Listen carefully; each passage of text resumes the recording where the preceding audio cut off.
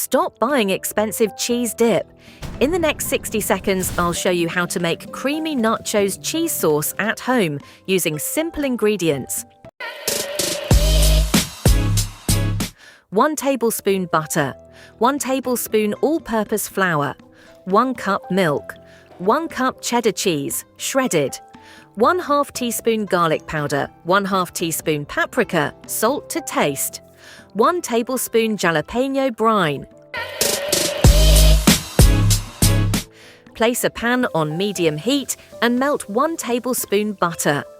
Add 1 tablespoon flour and whisk for about 1 minute until it becomes smooth and slightly bubbly. Slowly pour in 1 cup milk, whisking continuously so the sauce stays lump-free. Cook for 2 to 3 minutes until the sauce thickens into a creamy base. Lower the heat and add 1 cup shredded cheddar cheese. Stir until fully melted. Add garlic powder, paprika, salt, and a little jalapeno brine for that classic movie theatre nacho flavour. Stir until the sauce becomes smooth, glossy, and perfectly creamy. Pour it over nachos, fries, burgers, or hot dogs for instant restaurant-style flavour.